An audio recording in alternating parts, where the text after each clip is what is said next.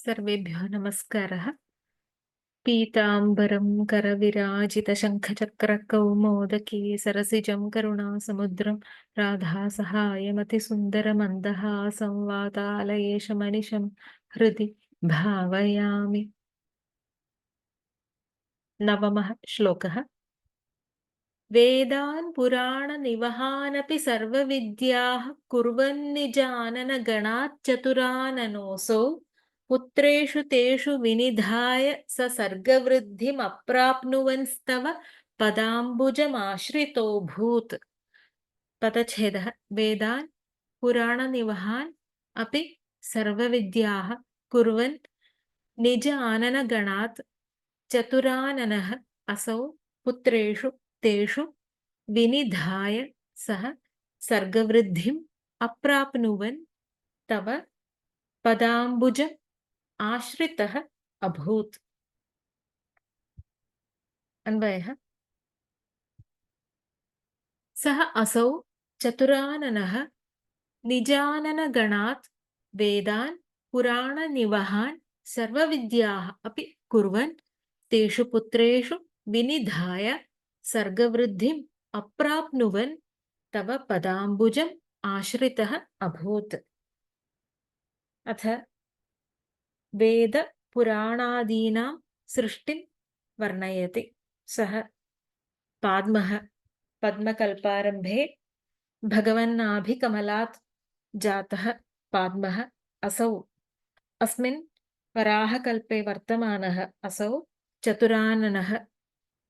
चत्वारि आननानि यस्य सः चतुर्मुखः ब्रह्मदेवः निज आननगणात् स्वस्य चतुर्भ्यः मुखेभ्यः आननसमूहात् आननं वदनं मुखसमूहात् वेदान् ऋगादीन् चतुरः वेदान् चतुर्भ्यो मुखेभ्यः ऋग्यजुस्साम अथर्वाख्यान् चतुरो वेदान् एकैकशः अकार्षीत् इति एकैकतया चकार।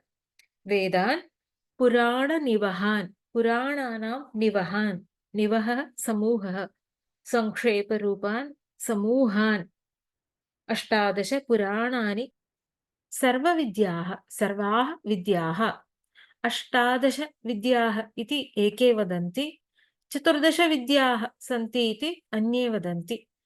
ऋगादयः चत्वारो वेदाः शिक्षादीनि शिक्षा कल्पः व्याकरणं छन्दः निरुक्तं ज्योतिषम् इति षड्वेदाङ्गानि। आयुर्वेदादयः चत्वारः उपवेदाः मीमांसा न्यायविस्तरः पुराणं धर्मशास्त्रं च इति अष्टादश विद्याः। अंगानि वेदाश्चत्वारो मीमांसा न्यायविस्तरः पुराणं धर्मशास्त्रं च विद्या हि एताः चतुर्दश इति अन्ये वदन्ति। तथा च श्रीहर्षः चतुर्दश अष्टादश वात्र विद्या द्वेधापि सन्तीति शशंस वेदाः इति। नात्र संख्यायां तात्पर्यम्।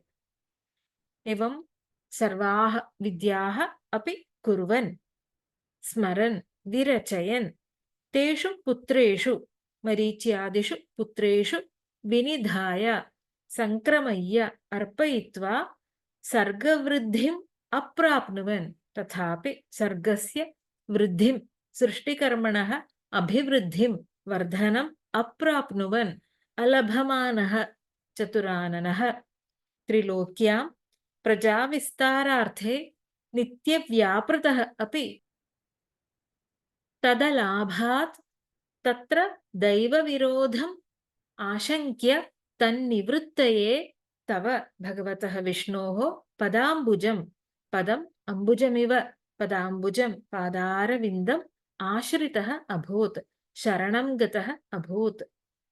पादारविन्दं चिन्तयामास भगवन्तं दध्यौ इति यावत्। सः चतुर्मुखः ब्रह्मा स्वस्मात् चतुर्भ्यः मुखेभ्यः वेदान् तथा पुराणानि एवं सर्वविद्याः अपि रचयन् मरीच्यादिषु स्वपुत्रेषु संक्रमय्य अपि सृष्टिकर्मणः अभिवृद्धिम् अलभमानः सन् भगवतः विष्णोः एव चरणाम्बुजं शरणं गतः अभूत्। वेदान् पुराणनिवहानपि सर्वविद्याः कुर्वन्निजानन गणाच्चतुराननोऽसौ पुत्रेषु तेषु विनिधाय स सर्गवृद्धिमप्राप्नुवंस्तव पदाम्बुजमाश्रितोऽभूत्। ॐ सर्वे भवन्तु सुखिनः, सर्वे सन्तु निरामयाः, सर्वे भद्राणि पश्यन्तु, मा कश्चित् दुःखभाग् भवेत्। ॐ शान्तिः शान्तिः शान्तिः। हरिः ॐ श्रीगुरुभ्यो नमः। हरिः ॐ। धन्यवादः।